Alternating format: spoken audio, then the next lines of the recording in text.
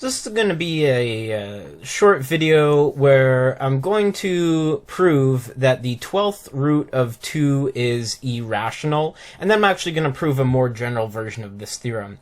I'm mainly making this video for a friend. We were talking about music theory, and so if any of my followers are interested or familiar with music theory, basically the sort of standard way of tuning instruments in modern Western music is to use what's called even temperament, and maybe one day I'll go more into the physics of music theory, but basically the idea is that all notes, if we start off with a frequency of 440 hertz, sometimes this is A, or we define the note A to be 440 hertz, and then any note that we go up, each what's called a half step up from this, we simply take the 12th root of 2, multiply it by 12th root of 2, to the power of how many steps we go up.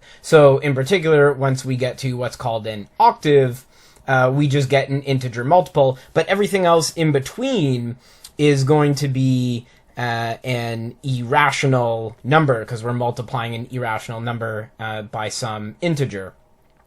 And this has some interesting consequences in music theory in terms of notes, all sort of being a little bit off from what they're supposed to quote end quote supposed to be.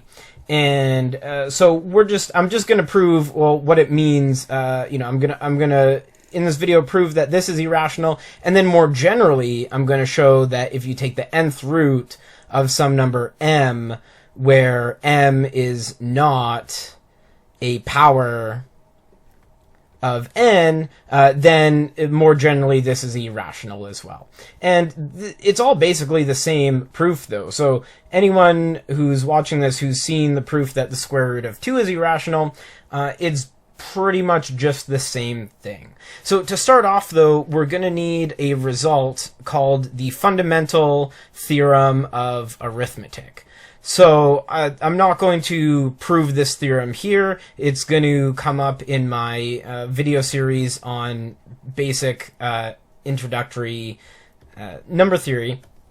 But what the fundamental theorem of arithmetic says is that if you take any integer m, then you can always factor it into prime numbers, and prime numbers to some power, in such a way that it's unique up to the ordering of the prime numbers. So what do I mean by that? Let's look at the number 12, right? So we can write this as a product of prime numbers, right? It could be 2 times 2 times 3, or we can write it as 2 times 3 times 2, or we can write it as 3 times 2 times 2. And while these other two ways, we can, bunch up the 2's by just writing it as an exponent here. And so the point is that the same prime numbers appear the same number of times. So even though we can write this in different orders, there's really only one choice of which prime numbers we're going to have and how many times those prime numbers will appear. Let's move on to the proof. So basically what we're going to do is we're going to assume, right? So we want to show this number is irrational. That means we want to show we can't ever find a fraction of two integers which is equal to the 12th root of 2. So what we're going to do then, in order to prove that that's the case, we're going to take the 12th root of 2, and we're going to say, well, what if we could write it as this fraction? Then what's going to happen is we're going to find some absolutely bonkers, bananas statement that comes out of this. And, well, then something must be wrong, right? We're going to find something impossible that comes out. And the question is, well, maybe we made a mistake in our logic. Well, no, as you'll see, our logic is sound in this video. So the only place that we must have made a mistake then is by assuming that we could even write this as a fraction in the first place. And therefore, that will demonstrate that it's impossible to find any fraction which is equal to the 12th root of 2. Okay, so we're starting off, we're assuming that we can write it as this fraction. So I'm going to multiply both sides by b first. So I get the 12th root of 2 multiplied by b being equal to a. And then what I can do is I'm going to put both sides to the power of 12. So here I have the 12th root of 2 multiplied by b to the power of 12 is equal to a to the power of 12. And then this distributes in. So what I get on this side is the 12th root of 2 to the power of 12 multiplied by b to the power of 12 being equal to a to the power of 12. And of course, the whole point of a 12th root is that it's the inverse of putting things to the power of 12. So these are going to cancel out. And I'm left with the statement that 2 multiplied by b to the power of 12 is equal to a to the power of 12. Okay, so now what we're going to do, we're trying to find some absolutely bonkers bananas thing that can't be possible. And I said we're going to use the fundamental theorem of arithmetic. So what we're going to do is, by the fundamental theorem of arithmetic, let's write a as some product of prime numbers. So say p1 up to ps with corresponding powers r1 up to rs. And let's write b, and we're going to write its prime factorization as some numbers q1 up to q sub t. And what letter should I use here? I don't know. Well, n. n1 up to nt. Okay, so now let's sub this into our equation here. So we're going to get that 2 is going to be multiplied by q1 to the n1 multiplied up to qt to the nt. That's all to the power of 12. And this is going to be equal to p1 to the r1 multiplied by up to ps to the rs multiplied by all to the power of 12. Now, of course, just like before, the 12 is going to distribute in to all of these terms. And what we get is that 2 times q1 to the 12 n sub 1 multiplied by ... up to qt to the 12 times n sub t will be equal to p1 to the 12 r sub 1 times ... up to ps to the power of 12 multiplied by rs.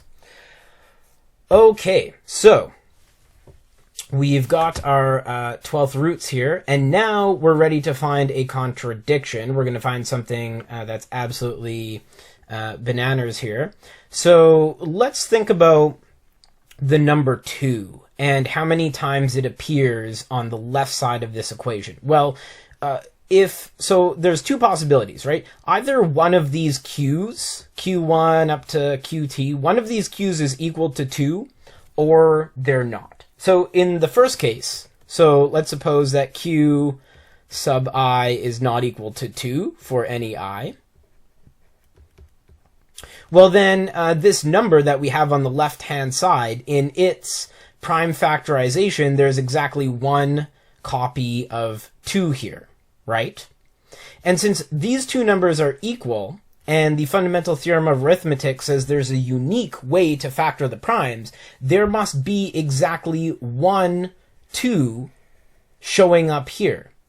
But now here's the problem. All of these r's, r1 up to rs, they've all got to be bigger than 0, right? Because any number to the power of 0 is just equal to 1. So if all these p's that are appearing in our prime decomposition, right, these powers of r must all be, each r is at least 1. And then multiplying that by 12, we find, well, each of these powers must be at least 12. So if there were a 2 appearing on this side, we would have to have at least 12 2's. But that's impossible because there's only 1 2 on this side. Okay, so what about the other case? What if there is some qi that is equal to 2? Maybe that fixes it because, oh, then we've got some 12 powers here, we've got some 12 powers here. Maybe that will fix our problems. Okay, well, let's just say, perhaps there's some number qi that's equal to 2. Well, then if we were to rewrite this in the prime factorization, then we would have over here qi, we have 12 multiplied by ni. Also, maybe I shouldn't have used an n over here, bad notation. But yeah, I think you understood what I meant. Anyways, then what's going to happen is we're multiplying it by one more 2. So in other words, we're going to get since qi is equal to 2, this becomes qi to the power of 12 ni plus 1. And now here's the problem, because in order for these two numbers to be equal, again, by the fundamental theorem of arithmetic, there has to be some number pj on the other side, so that 12 rj, so that these two are equal, right? Well, if qi and pj are equal primes, if they're both equal to 2, then that would force us to conclude that 12 multiplied by n sub I plus 1 is equal to 12 multiplied by rj, but clearly this is impossible, right? We've got 12 times a number plus 1, and here we've got 12 times a number, right? So this side is divisible by 12, but this side, if we take the whole thing together with the plus 1, is not. So again, we found something totally impossible. This can't possibly be true. And now we've exhausted all the possibilities, right? There's only two cases. Either one of the q's is equal to 2, or it's not. And in both cases, we found that this leads to something impossible. So we must have done something wrong. But all our logic so far has been sound. Therefore, the only place we could have made a mistake is in our starting assumption that the 12th root of 2 was equal to a rational number. Therefore, we know that the 12th root of 2 is irrational. We'll never be able to write it as a fraction, as a ratio of two integers. Okay, and so now for the more general theorem here, basically says if m is not a power of n, then the nth root of m is irrational. And I'm going to be a little bit glib here because it's basically just the same proof. It's the same as the proof that the square root of 2 is irrational. It's the same as this proof, right? So we start by a contradiction. We suppose that the nth root of m is equal to some fraction. Then we multiply things around, take some powers. We get that m times b to the n is equal to a to the n. And now we have to factor all of these numbers. So to factor m, here's the sort of important part, is that when we look at each of its, when we look at its prime factorization into some prime numbers here, the key is if it's not an nth root, we know there must be some Ri such that n does not divide Ri, right? Because otherwise, if n divided each of these Ri up here, we could just factor an n out in the exponent, and here we would have an integer, and then if we took the nth root, we would still get an integer here, and everything, and we're specifically saying that we're in the case when m is not a power of n, right? So at least some Ri has to not be divisible by n, and, well, we may as well just say that it's R1, right? Because we're just picking arbitrary labels for these prime numbers and their powers anyways, so we're not really losing any generality if we just say that it's R1. Okay, so if I write this out then, so m is p1 to the r1 times ... up to ps to the rs. B we could write as q1 t1 up to ... q v up to the tv to the power of n, and we could write a as being, I don't know, we're running out of letters here, d1 up to dz of to the powers e1 up to e sub z to the power of n. Okay, so this may, this is starting to look pretty scary, pretty chaotic, if you will. But basically the same thing happens, is that once we factor these powers of n in, we basically ask ourselves, well, either this P1 is equal to one of the Q's, or P1 is not equal to any of the Q's. And what we're going to find then is, of course, in this first case, if it is equal to one of the Q's, then we have, say it's equal to Qi, so we have Qi n times Ti plus R1. This has to be equal to one of the prime factors over here, call it dj n to the power ej. And again, you can see, since R1 is not divisible by n, this is going to cause problems, right? Because this side is, the exponent is divisible by n, this side can't be divisible by n. And then the same thing happens too in this case when P1 is not equal to any of the Qi. Well, we have to have P1, R1 being equal again to some dj NEJ. And again, this is a problem because the right-hand side exponent is divisible by n, and the left-hand side is not. So that basically does it. That's the end of our proof. I realize that second one was was a little glib, but feel free to ask any questions in the comments if you have them. Thanks.